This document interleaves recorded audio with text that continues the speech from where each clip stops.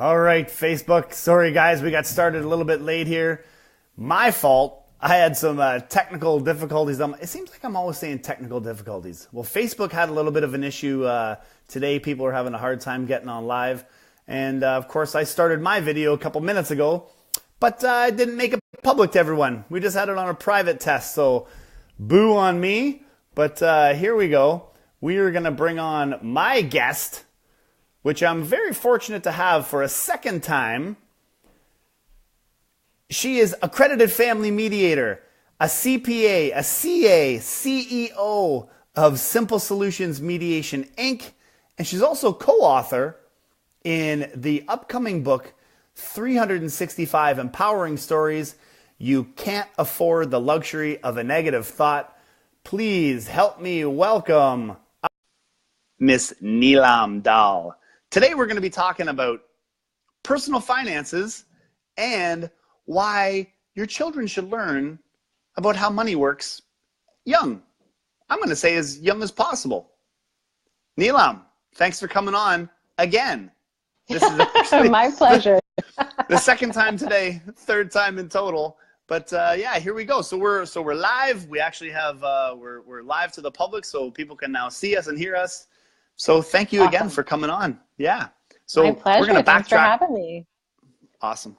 We'll backtrack a little bit with what we already chatted about, but money. I mean, it's a subject that is sometimes scary to talk about. It's a subject I'm sure that comes up in your practice with divorce mediation. I wouldn't doubt that it's one of the top reasons why people end up splitting. So talk to me. What personal finances? How should we be attacking that? How do we want to speak with our children? Share with me. Sure. So certainly money is one of the bigger reasons that people end up splitting.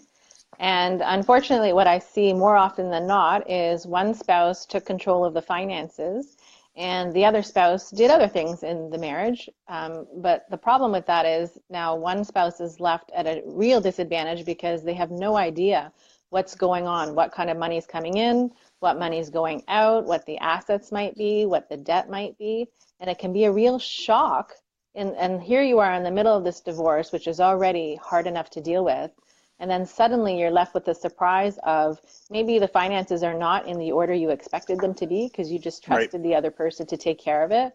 Or maybe the finances are pretty good, but you don't really know. And so you're left wondering, is that person being forthcoming with me? Are they actually being upfront about what we own and what the debt is? Or are they being upfront about what their income actually is? And because you weren't involved at all, you really are left wondering. And certainly during a divorce, there's a lot of trust issues already.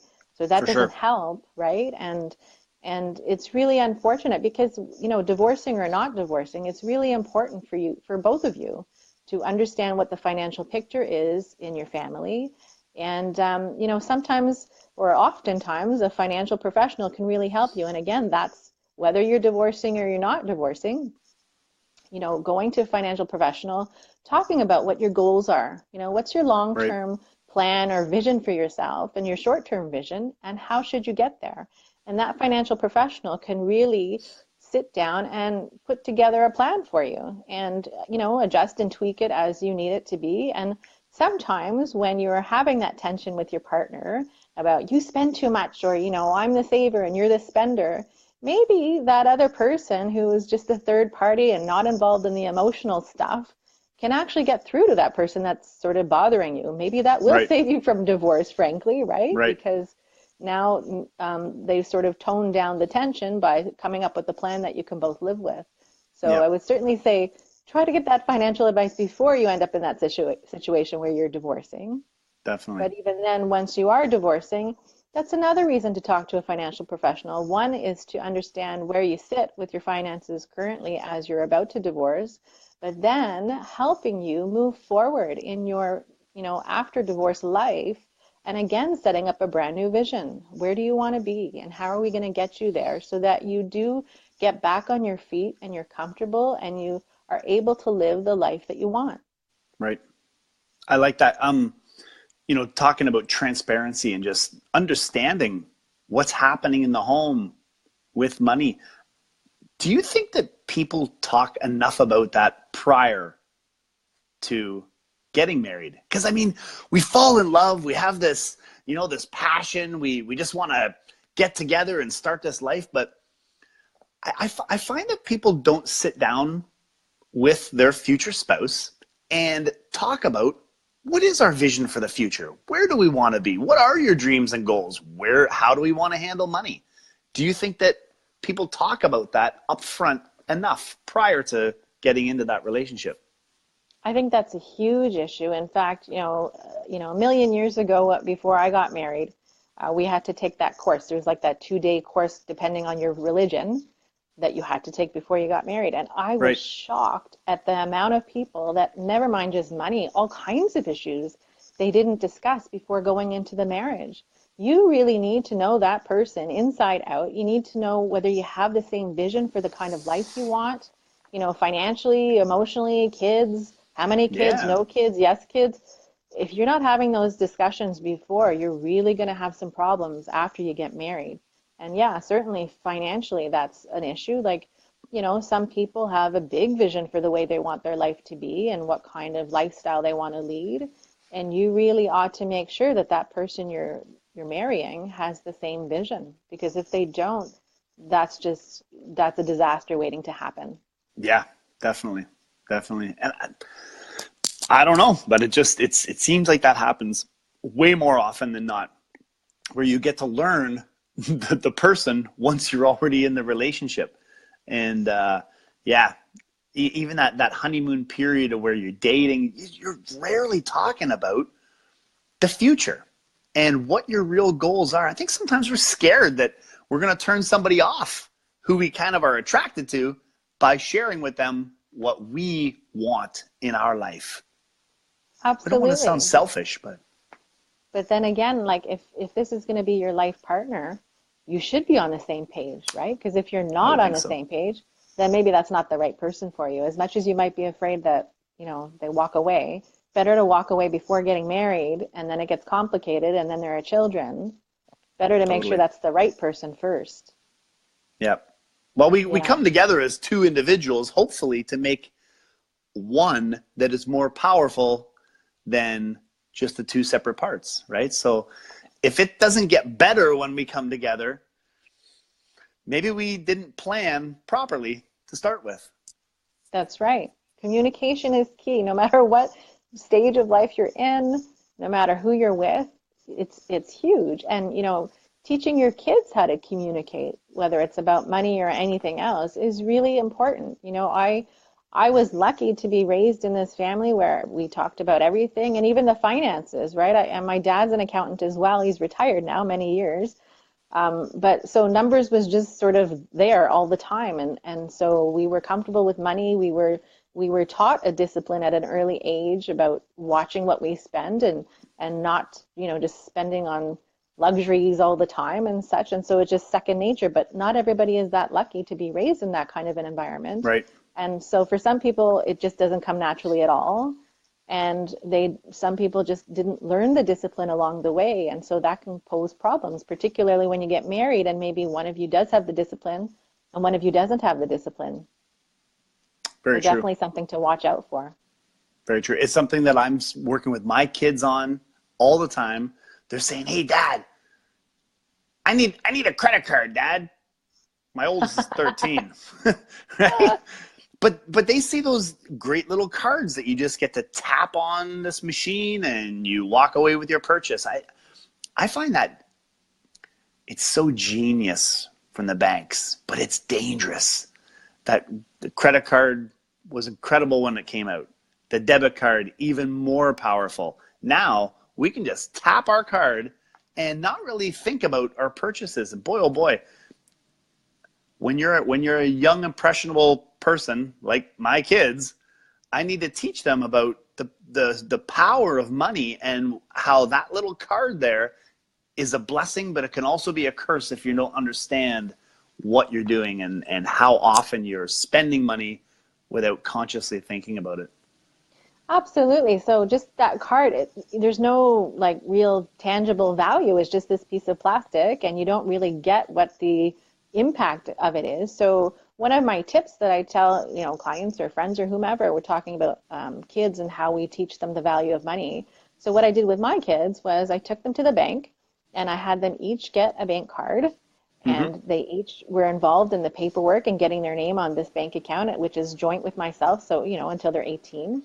But the power that they felt with, wow, I own this bank account, like I own a thing. I'm such Right. a young kid. But then it's not just using that card. It's actually, they'll save money from their piggy banks or an allowance or from, grandparents and gift money. And when it accumulates, we'll go to the bank. They will deposit it. I'm just stepping back and letting them do Hmm. their thing. And I want them to have the experience of handling the cash. So they Yes. put the cash into the bank machine, they get the receipt out, and then they see this money accumulating.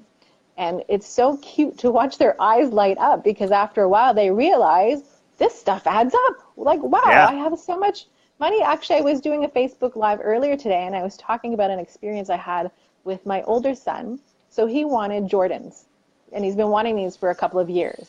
And I thought, well, these are like really expensive shoes. I don't have a pair of shoes that expensive. No, you're too young.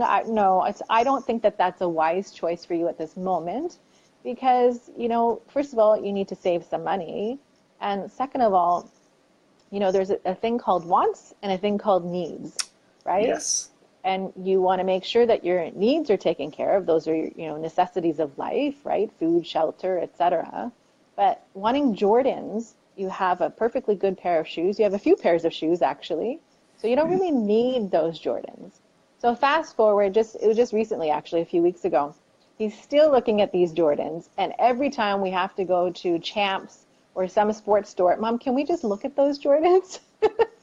So after a while, I was feeling the pressure, but I thought, he's a good boy. He gets his homework done. He does his chores. I really don't have anything to complain about.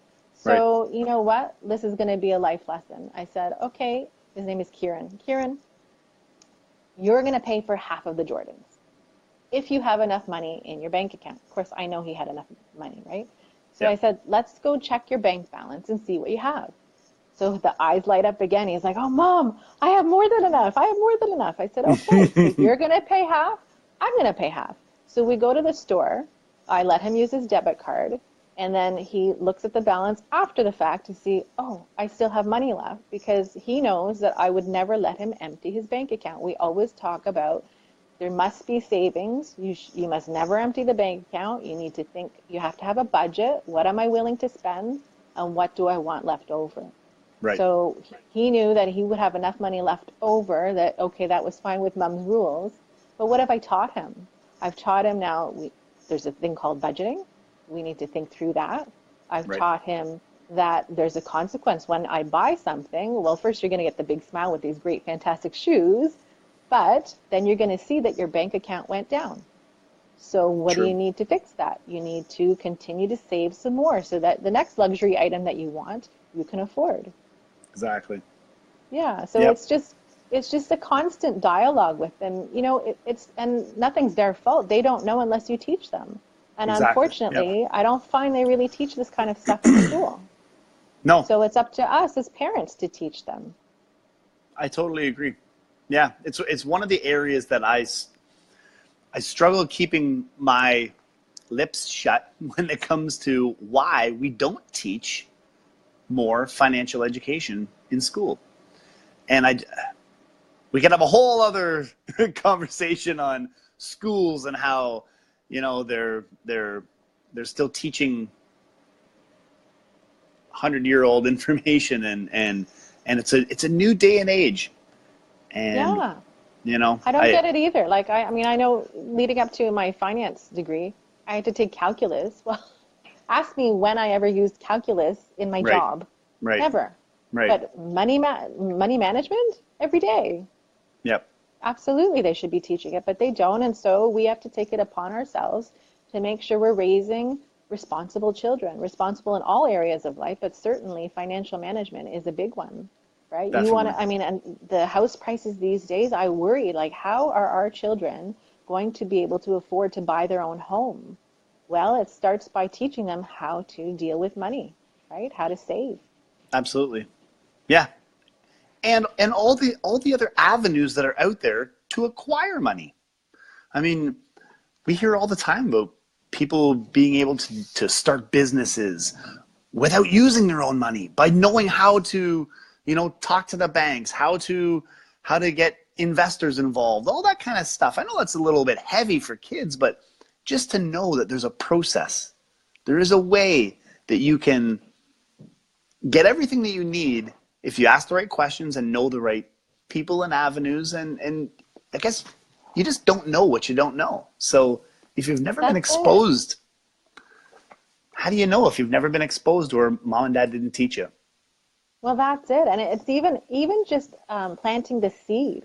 Even if you don't know, you don't have to know everything there is to know about money. You don't have to know a lot, right? Just identifying that there's this opportunity out there. Maybe it'll be the child who actually researches. I mean, everything's on YouTube these days, right? They can learn so many things. But if you never brought the idea up, how would they even know to look for it? Exactly. Mm-hmm. Okay, Neelam, talk to me about your co-authoring. I'm saying co-authoring debut. Is this your first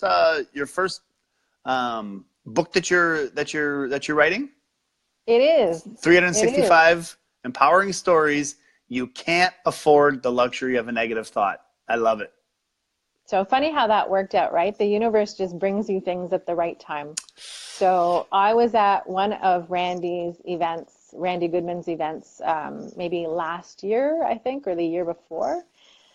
And she was promoting that she needed authors in this book called 365 Stories. And it was just in that moment that I was in the right headspace myself to want to be able to share my personal story with people, to empower them and inspire them. If I can get through this kind of a challenge, so can you, right? And it really often helps us to hear other people's stories. Not that we ever wish bad on anybody, but it makes you feel like you're not alone. Everybody's going through something.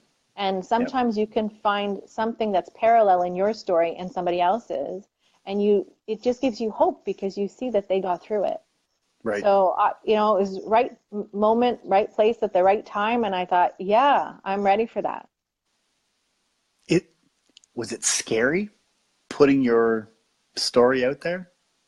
100%. So in the beginning, I have some friends, you need to write a book. They were saying this to me up before that point. And I thought, I don't know if I'm ready for it. I come from we're just so private. We don't talk about things. And I just said, I'm ready. Like, Mom, sorry. Yeah. It's coming out. Be ready. And she's like, that's okay. I'm good with it. Getting to 79 years of age, she's ready to be a little more open. And and so are you. And so is, I think people are so worried about what other people think about us. And it's our parents. We don't want to say something or reveal something that may embarrass them. But really, in the end, this is you. This is your story. It's our journey. That's right. Right. It's our journey. Absolutely.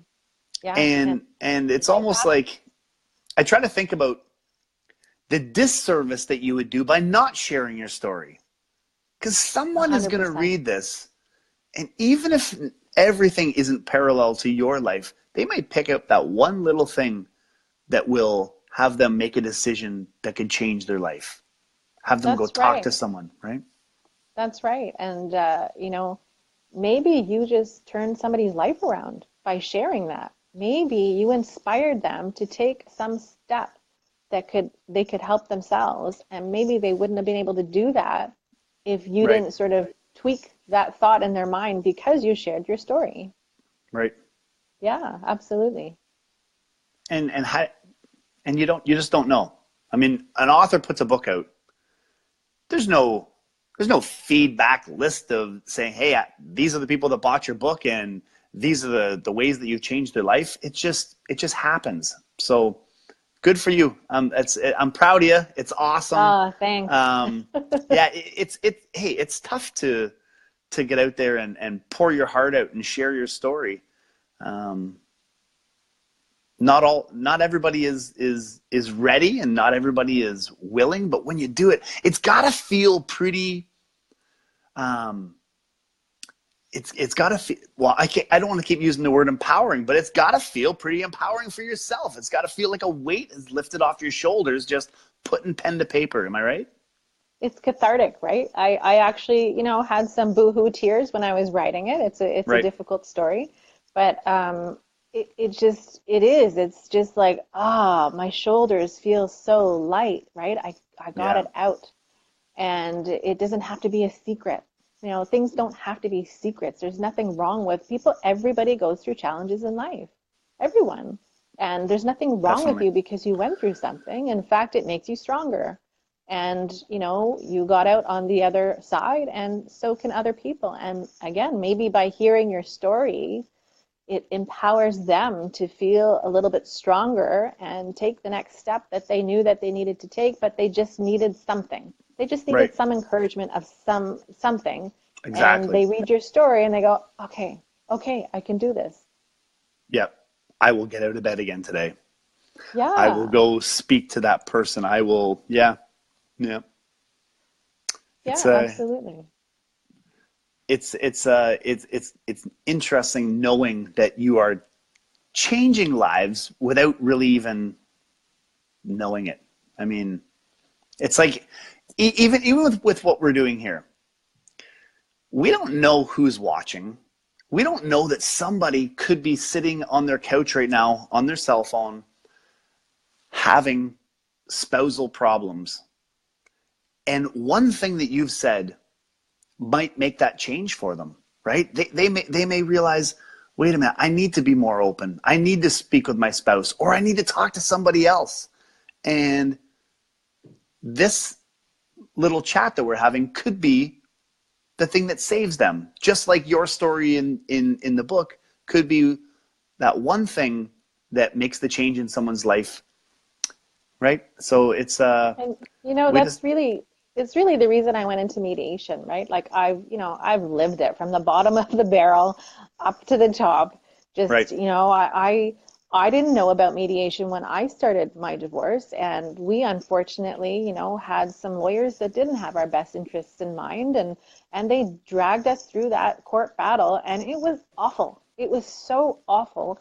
And here at the end of the day, we're both parents. We both want the best for our children. We love our children to death, but we've never been through divorce before. We don't know what the process is. You're right, looking to your lawyer to walk you through the process and get you to the other side efficiently and with hopefully a contained cost, but that doesn't always happen. And right, having lived through that and then finding mediation myself in my personal life and thinking, oh my God, this is like way better of a process. How come nobody told me this before, right? Why didn't somebody explain to me what my options were? So in my mediations with my clients, I don't just walk them through, here's what we have to talk about for the settlement. I walk them through, here's what the process is. Here's what you should expect. Here are the questions you should be asking of your mm-hmm, lawyers. mm-hmm, Here's the information you need to seek out to have a powerful negotiation where you're negotiating with knowledge and you're empowered because you know that you can make the right decisions, and just really explaining to them, whether it's the mediation practice or it's my coaching practice, just sitting them down and giving them the information that I know no one ever gave me. And I wish I knew somebody that did that when I went through it, because man, it would have been easier. right. Yeah, It's and it it's just, it's got to be such a tumultuous time when you're dealing with a split and not knowing those questions to ask or the avenues. Holy jeepers! It's like dealing with a death in the family. You're never ready for it, and if you've never dealt with it before, how do you know? How do you know the questions to ask? How do you know the people to talk to? So that's right. And the beauty of working with a mediator is that they have the right incentive and the right agenda, because their practice is built on bringing peace to you and closure by helping you settle your divorce. That has to be a decent person to work with. I mean, certainly everybody has their own take and their own personality and the way they deal with people. And you need to find that mediator that you really click with, that you can, that there will be buy-in to because you like the way they approach things. But at the end of the day, their practice is built on helping you settle your divorce. Right. So why wouldn't you try it? And the whole purpose of mediation is if you two are really in it to settle, you don't ever have to set foot in a courtroom. Like imagine how powerful that is, right? There's none of that adversarial nonsense that happens when you're battling and it's he said, she said, and one person wins and one person loses. No, it's the exact opposite. You guys come up with a plan for, when the kids are with mom, when the kids are with dad. You guys get to be as unique as you want to be in that solution. And same thing with equalization, like when you're splitting property and, maybe one person owes the other person a payment and they're really stressed out, like, oh my God, am I going to have to empty my bank account to pay this person? No, we can come up with all kinds of solutions where, maybe it's a portion of your RRSP that you transfer. Maybe there's a portion of a pension and you can be really flexible in those resolutions and the mediator will help you come up with ideas on how you can resolve things. Whereas if you end up in court, it's okay, whatever the judge decides that day, depending on the judge that you get, depending on, what their views are on certain topics, you're stuck with that decision and it can be really miserable. Yeah. No, I'm sure lawyers are there to do what's right for you, right? Make it cost effective and right? I'm sure there are some really fantastic lawyers and I'm not knocking lawyers, but boy, oh boy, what I'm getting at is when there's turmoil, it just seems like it's a ripe environment to, I don't want to say take advantage of, but it's a ripe environment to take advantage of people who don't understand the process. And I hear stories so many times of lawyers keeping things wrapped up in the courts because a couple is fighting over who's going to get a big screen TV or who's going to. I just find it ridiculous that and mediators, it seems, are the ones coaching people to do the right.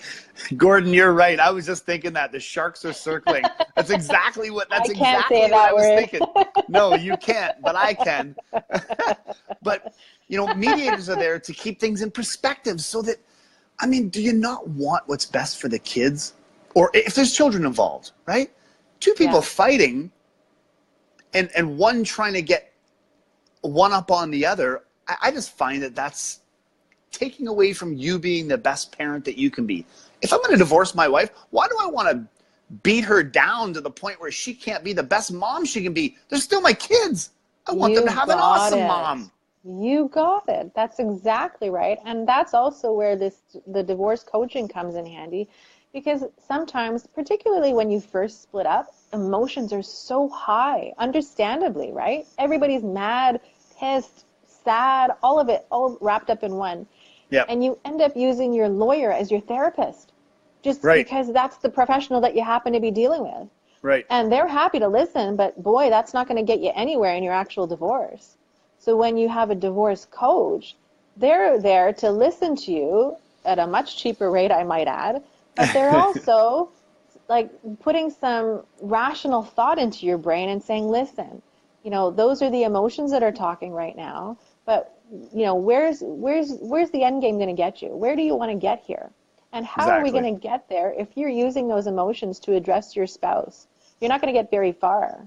So why don't we sit down and actually talk through what is this, just as simple as a strategy of how you're going to speak to that person, right? Because we all know how to push our spouse's buttons. We know very well. And once you start down that road, it's just going back and forth, and it's escalating everything. Well, you talk to this divorce coach who can calm you down and say, look, that's not going to do you any good. If you need somebody to talk to just to help yourself move through your feelings, I can certainly refer you to some people on my team that are counselors and psychotherapists and social workers. But beyond that, let's actually talk about the nitty-gritty of the divorce details, right? Let's talk about what you want this resolution to look like and how we're going to get there. And what does your spouse need from you? Like the way you speak to them, the way you approach them, or the types of things you're asking for. How do you think they're going to take that? And how, it's like you get more bees with honey, right?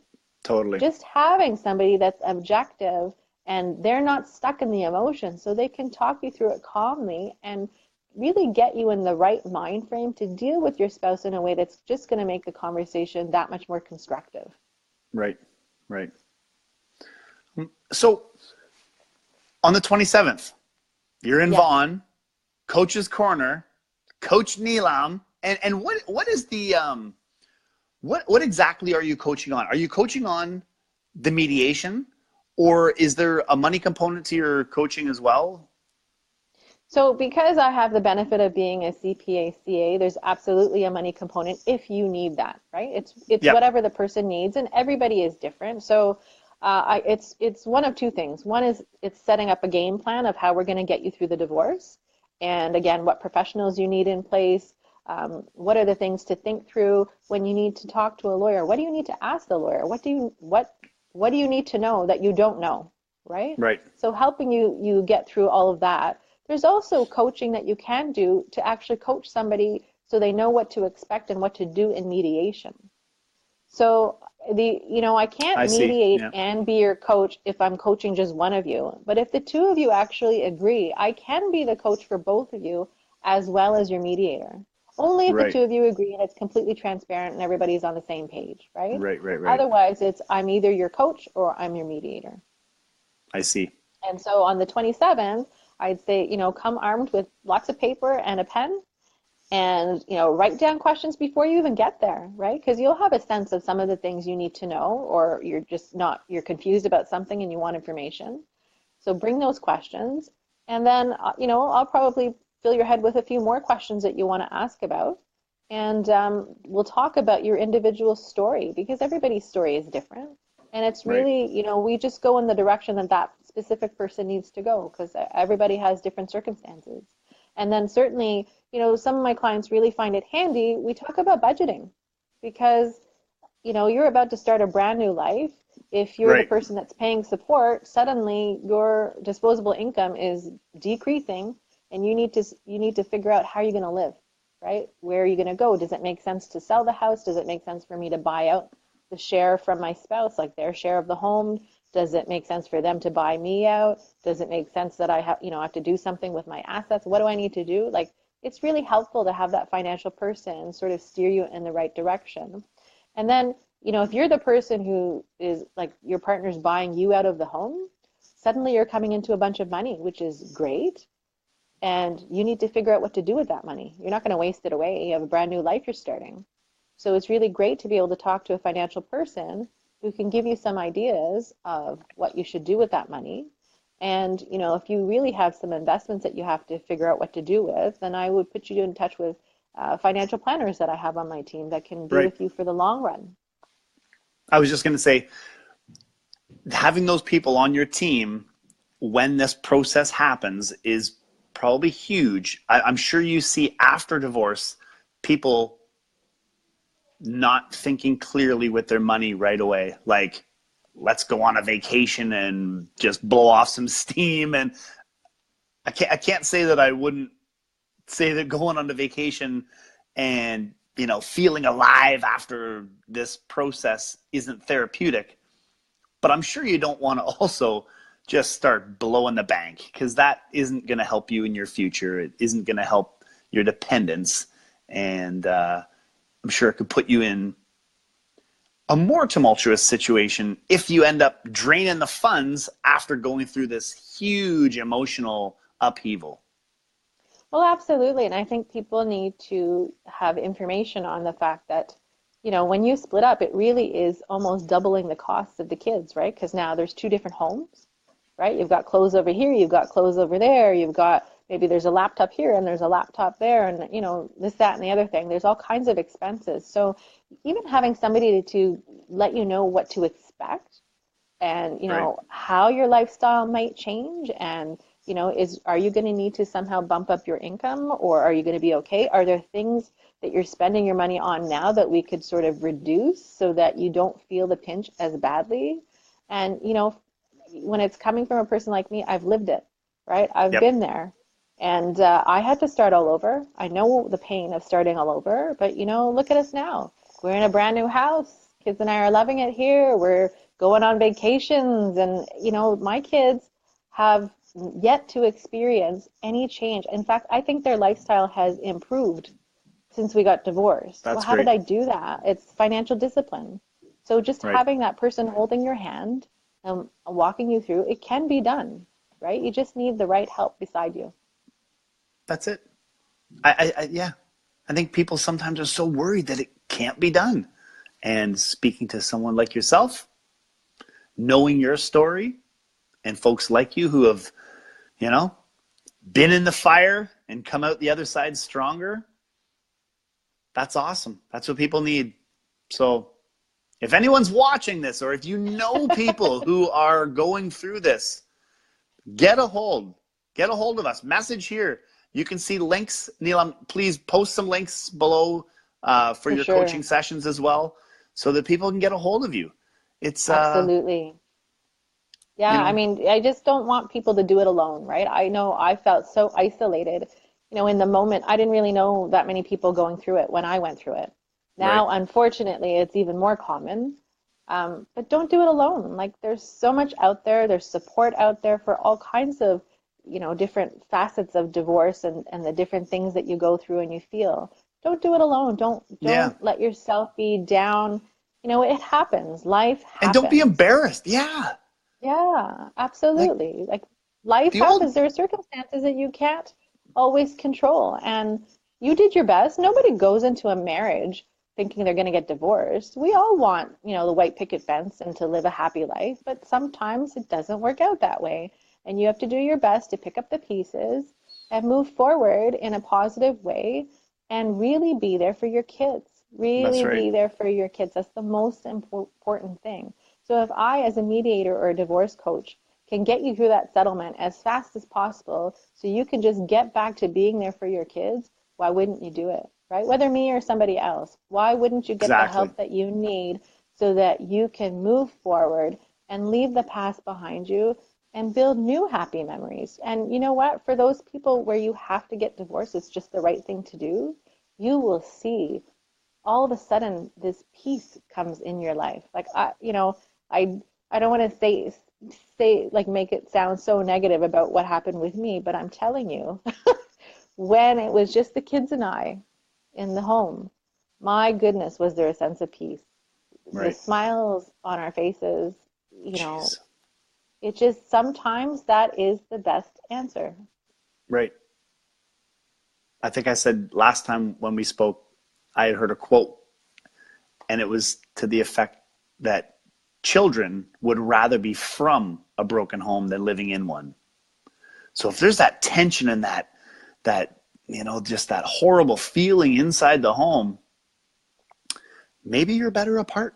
You could be a better parent, a better person when you're not dealing with that negativity with your spouse, right? So And I yeah, don't, I know we tend to want to think of it as a broken home. I don't think of it like that as all at all. In okay. fact, I would think of it was a broken home before we split because there was too much negativity.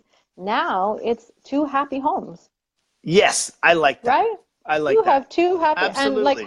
how blessed are you? Now you have two parents that couldn't get along, but they get along with themselves in their own houses. And I'll tell you, the quality time with my children is so much better. And even though I may not see them every single day, the days that I do see them, I am in the moment. I'm not bogged down Yes. with all the negativity that was there before, right? It was absolutely the right decision for us and for our family and for our children. And again, I would never ever suggest to somebody to go just get a divorce. I mean, Right. that's not something you enter into lightly. For sure, you think through all the pros and the cons. And sometimes you really even just need the information about what are my alternatives. Sometimes some people will be convinced to stay because they don't like the alternatives. And that's okay. If that's the decision that's right for you, that's okay. right? But just go get the information you need. There it is. So, guys, if you need to get the information you need, get to the Toronto Women's Expo on the 27th and book a time with Coach Neelam. Does that sound fair? Mike. You do have spaces open still, yes? But I heard they are filling quickly. I do have a couple, but yeah, they're filling quickly. So I will post the information below, and hopefully people will sign up in advance to book their spot and make sure they get in there. Awesome. Awesome. So again, changing lives, one person, one family at a time. Thanks a bunch for doing what you do. It's greatly appreciated. I look forward to chatting with you more often. And I was seeing posts on here, people saying, "My goodness, girl, you're everywhere." But that's great. That's great, because if we didn't do this, how would we know who you were, right? Well, we got to get out there and get some exposure. And by doing this, I'm learning that there's so many people out there that didn't even know that mediation exists or what it is. Exactly. Right? Yeah, and it's so unfortunate because, wow, if you could figure out, I mean, you're getting a divorce, it's bad enough. But if you could find out that there's a way to get through your divorce quickly, with less stress than going to court, why wouldn't you, right? Totally. People need to know. And I'll leave you with this, that, I know a number of people that have taken years to get through their divorce through court. And in, my last few clients, I've gotten them through it in 6 hours. We just sit at the table, we plow through it, and it's done and over. You didn't empty your pockets, and suddenly the kids' education fund is still there, right? You didn't waste it on all these legal fees to battle in court. Because I'm sure you could quickly drain a bank account. Very easily. Playing with the sharks. So, right, Gordon? Exactly. So, guys, hit up Neelam. She'll talk to you, teach you how to get out of that sticky situation with more money in your pocket and a happier life. That's the whole idea. Is let's find out how to live happy. Yes, life's too short. It is very true. Yeah. Thank you so much. I appreciate you coming on the show. Before I go, pleasure. I want to hit you with one or two questions off of my my little rapid fire out of the box question page I have here. And I think so. We talked about. I don't even need to ask this one. I think that we both agree that financial education should be taught in schools at some point. Absolutely. Somewhere. Okay. Mm-hmm. Are you doing right now, this may be a little skewed. Did you start mediation because of the divorce process that you went through? That's why you didn't grow up and think at 12 years old, I want to be a divorce mediator. You probably didn't even know what it was. Am I right? I didn't grow up thinking I wanted to be an accountant. Actually, would you believe I always wanted to be a lawyer? Isn't that awesome? Funny? and then my parents are like, culturally, okay, lawyer, doctor, engineer, accountant, great. You want to be a lawyer, but what are you going to do? What's the backup plan? Because you have to do a few years of university before you do law. So my backup plan was accounting. Now, I don't really know anybody who has a passion for accounting. I'm sure they're out there, but I wasn't one of them. Right. It's a great career. And then, life happened. And I went through this divorce, and I thought that whole system was just such a terrible system. And literally the whole thing again, the universe throws you things at the right time. There was an information session that I came across on how to become a family mediator. And I just knew. So I went and listened to this session. And the more she spoke, the more I went, oh my God, I am meant to be doing this. Wow. It's really when life hands you lemons, right? I know the system inside out. I know what all the alternatives are. I know that I can relate to you because I know I've been through it. And, when somebody's really stuck in that moment and they're just being so difficult and challenging and not trying to compromise, I share with them that little bit that they need to hear about what it's like.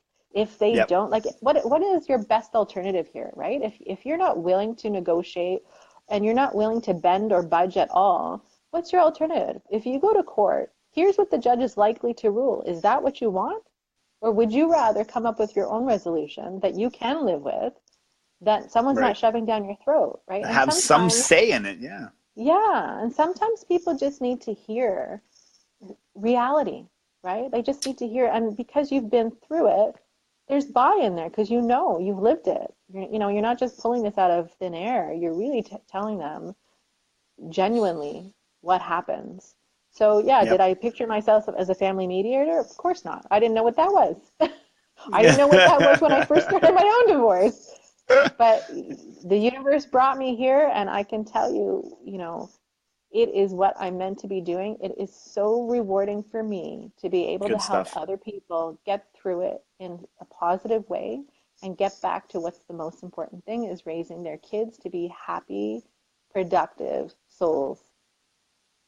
Well, it shows that you enjoy what you're doing when you have your purpose has been solidified, and that's awesome. I think a lot of people out there are trying to find their purpose, and when you do, you just know that it's all aligned and it's for the right reason.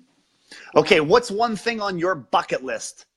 I want one bucket list thing before you move along in this life. What is something that you want to knock off your bucket list? What do I want to knock off my bucket list? So I have to say, I go to Jamaica all the time. That's really my bucket list thing, is how many times in a year can I go there? Hey, that's Actually, fair. I just today booked our next trip. I was just telling the kids, we're going again. It's really, for me, my most important thing is just to be there for my kids, right? Building memories for me is nothing else is important, but building memories and people being healthy. So awesome. That's really it. Yeah. Awesome. I'm a simple girl. That's okay. But that's what it's all about. It's not always the glitz and the glam, the material things. It's about living a happy life surrounded by the people that you love. I think people chase this idea of what they think happiness is without really understanding for themselves what makes me happy. And how do you know you don't already have it? Yeah. I'll tell you that, so this weekend we were having company, and so my boys are 14 and 11. You know what 14 and 11-year-olds can be like. Not mine. Mine were, so Saturday evening before our guests came over, Mom, what else can we do to help? Okay, I'm like in heaven, really? And every time I give them a task, okay, what else can we do? And then the next day, are you taking any border children? Anytime. Because I got 3. And then the next morning, I know I shouldn't say this too loudly, they made me breakfast in bed. I have beautiful, beautiful kids. This is not a broken home. This is a happy home where we have peace. And, obviously they're happy to be able to do that. I'm not putting them up to it. They just did it. They're happy. That's it. Yeah. We There's made the the proof, right people. decision for our family. Yeah. Awesome. Neelam, thank you so much. You take care. You go do the things that you should be doing now. So that's awesome. Thank you for coming on. That's greatly appreciated. And guys, my pleasure. Follow the comments below. Get to the Toronto Women's Expo. Chat with Neelam if you need her. And find peace and happiness in your life, guys. Yeah. Take care, everybody. Thank you again. We'll chat soon. Thanks, Mike. Okay, bye-bye. Wow. There it is.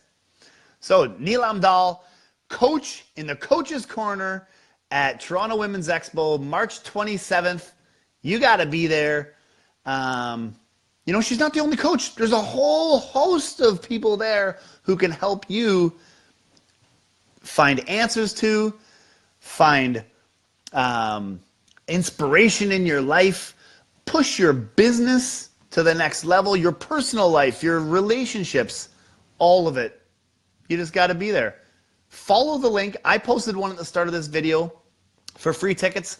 But you're definitely going to want to book the VIP sessions, right? That's where you get to rub shoulders with the coaches. You get to, get the whole experience, which will be, I'm sure, some of the best little dollars that you've spent for massive results in your whole life. So take care, everybody. Thank you for tuning in. Yeah, we ran a little bit longer than I would have liked, but we started a little bit late. So have yourself a wonderful day. Keep pushing forward with your dreams, right? Never let anyone tell you that you can't do what you want to do.